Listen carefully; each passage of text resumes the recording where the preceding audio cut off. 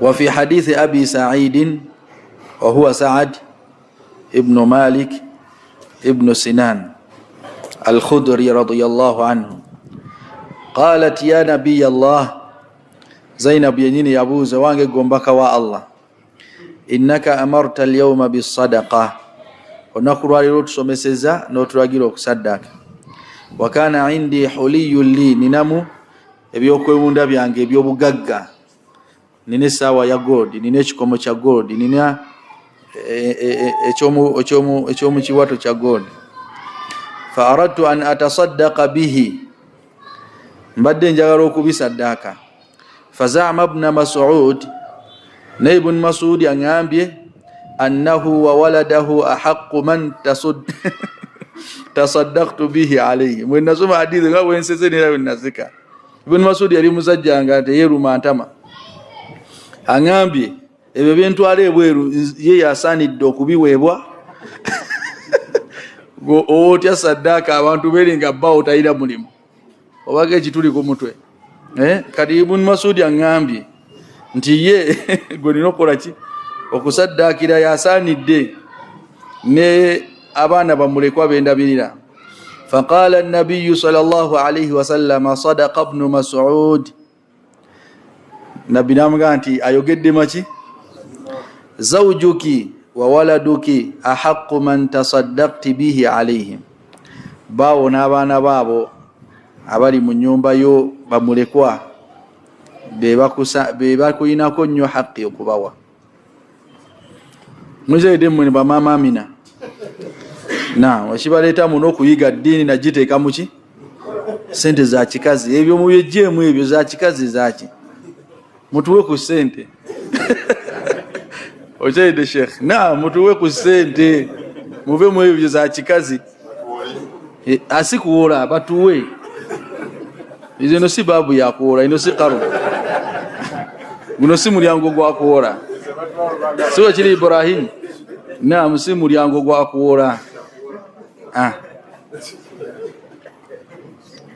عن أنس بن مالك رضي الله عنه قال كان أبو طلحة رضي الله عنه أكثر الأنصار بالمدينة مالا أبو طلحة من فرسان المسلمين يومكب الصحابة باري بقوبي باكسال إنك بقوبي لكون سرو فجد الشيخ أبو طلحة yali mukubi wakati yali mukubi wakasale naye kyewunyisa nabbi ateri mukyala amahare genga gali manji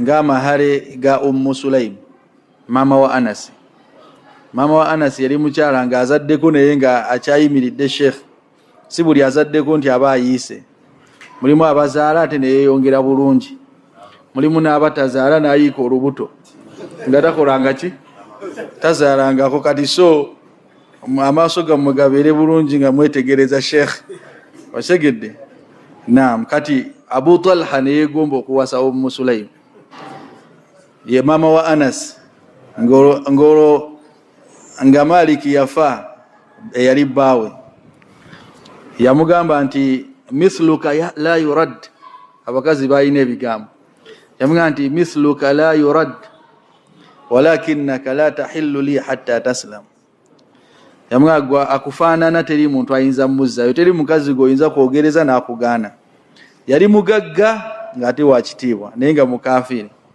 namugwa lwakuba nti toli halali jendi paka ngomaze kola ki faja'alat mahruha islamahu namugwa nti kasosira mukazi ge mahare gange khalas kyenkwagaza ochede Sheikh na munasira muka nabanga avubye ekyennyanja ekinene nakiyingiza umma ochaide Sheikh kadi Abu Talha ndoza kati mumumanyi mula anti Sulaim yavuba amahare ge gali gamanyi ochaide Sheikh naam kakati kana akthar al-ansari bil madinati mala min an-nakhl Madina tewali wo mulimi yenna nga ina masamba malungi agentende kusinga Abu Talha okakasiza ndi yali mugagga naam yali mulwanyi mu lutalo nga ata ina ne sente ebintu bibiri byali bya mugaso nnyo akaseera ako.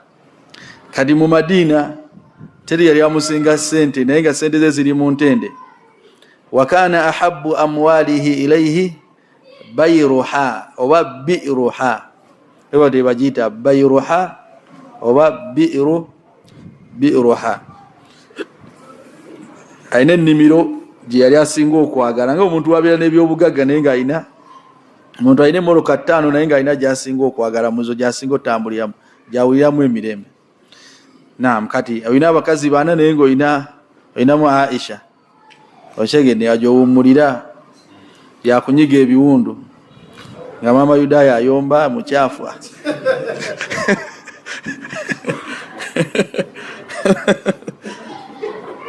Wakyala Allah balungame. Kakati Sheikh mu mali ye yonna gye yali asinga okwagala ennimiro gye bayitaani bayruha oba bi'ruha.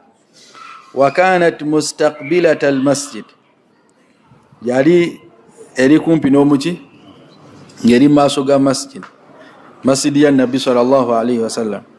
Wa kana Rasulullah sallallahu alayhi wa sallam yadkhuluha wa fi riwaya wa yastadhillu biha wa yashrabu min ma'in fiha tayyib.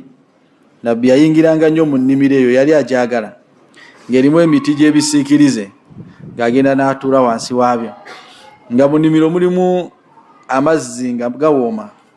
Nabbi ng'ayingiramu n'anywa amazzi n'awummulamu bw'atyo. Qala Anas, ono Anas ibn Malik abeera rabibuhu, abeera mwana mujja na nnyina.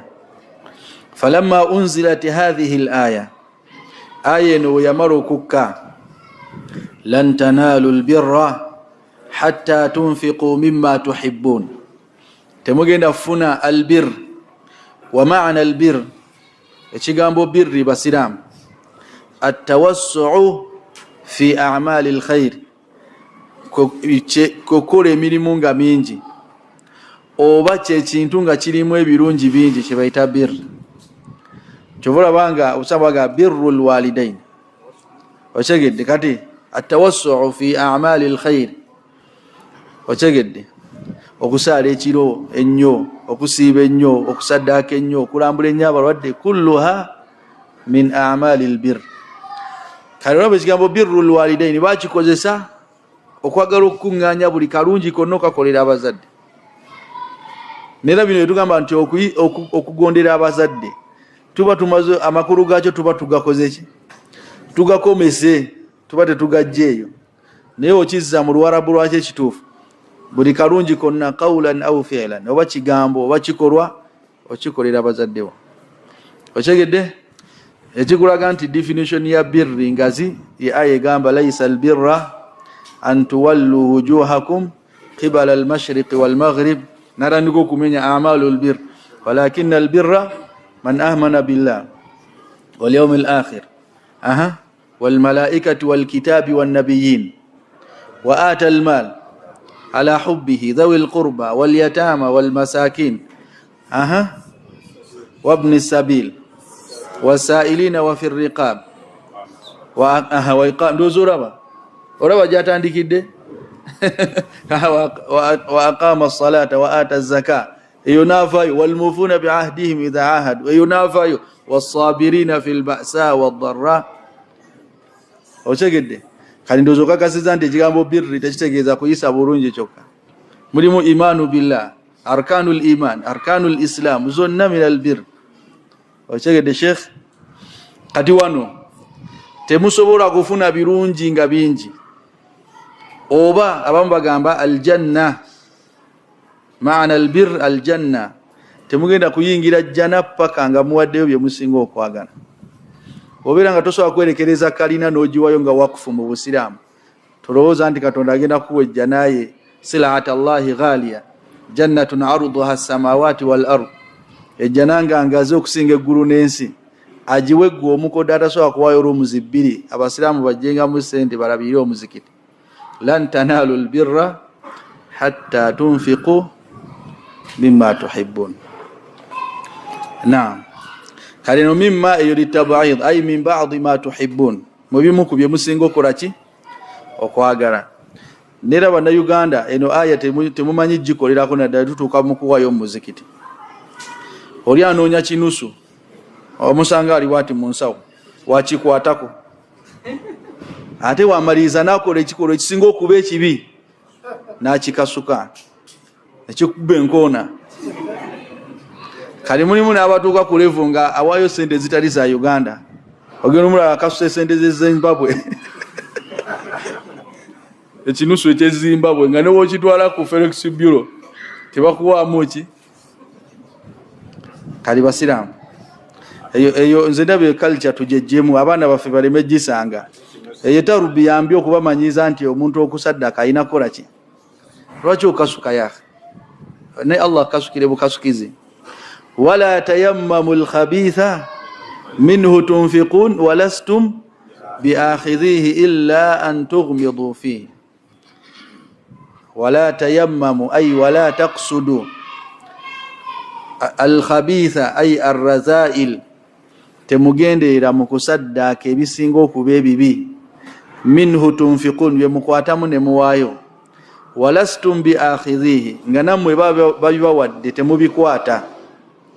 Okyegedde olina kuwa ekikanzu nga kiringa tundubaale otambula kyogera karawo wennyini wenkisaddaakira nange. Okyegedde Sheikh gwe makanzu gonna olabyeyo tundubaale. Walastum biakhidhihi, nga nawe wenkikuwa tokikwata. Illa an tughmidu fihi ay an tatasamahu fi akhdhihi, ng'okwatibwa nsonyi noga waayi kankitwale naye nga tewandikikoze ki. Kati otuba tuwaayo nga twagala Allah tuwe, noonya kyosinga okwagala naawe okyerekereze. Kali Abu Talha alaba engeri gye yategeramu aya eno.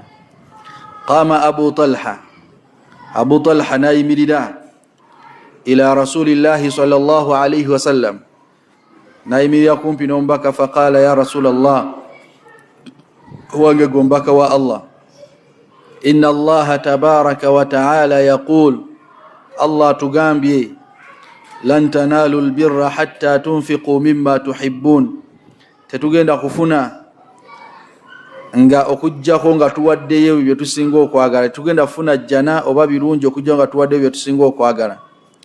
Wa fi riwaya Muslim, ara rabbana yas'aluna min amwalina, ndabira ddala nga Katonda ayine maali yaffe gy'ayagala tugiweeyo. Nze kyentegedde mu aya Abu Talha wagamba ndaba ngeno aya Katonda agenderedde ffe ayina by'ayagala tubyejjeko tubiweeyo ku lulwe. Wa inna ahabba amwali ilayya bayruha, mu maali zange zonna ekyobugagga nkyesinga okwagala muzo ye nnimiro yange gye bayita, emmotoka yange ya Range Rover gye nsinga okwagala. Naye wa innaha sadaqatun lillah, njiwadde omukulu w'ettwale agenda akola eddaawa. Omukulu w'ettwale ayinza okudda mu ddarasa nga avuga Range Rover. Aliyo emmotoka ezitakola ddaawa. Wali ogirabeko ku muzikiti nga Sheikh yagivaamu, naye nze njagala ngikoleremuko ddaawa, nga ngipaakinga ku mizikiti egya wansi, nsooke nzikakkanye bannannyiniyo balage ndi mulina osaala. Funayo omuzikiti nga gw'ebbalibbali eyo ku kyalo, wenjipaakinga n'ensaala okubalaga nti bino bya dduniya ogivaamu n'oyingira n'okola ki. Munsabireko bannange, temuzimba mitima. Malayika zigamba walaka bimithili, malayika ziddamu ne zigamba zitya, walaka bimithili. Naffe Allah atuwe ekyo. Naam, kali basiraamu agamba wa inna ahabba amwali ilayya bayruha, emali yange gyensinga okwagala muzennina ye nnimiro gye bayitaani bayruha. Wa innaha sadaqatun lillah, ngiwaddeyo saddaka ku lwa Allah.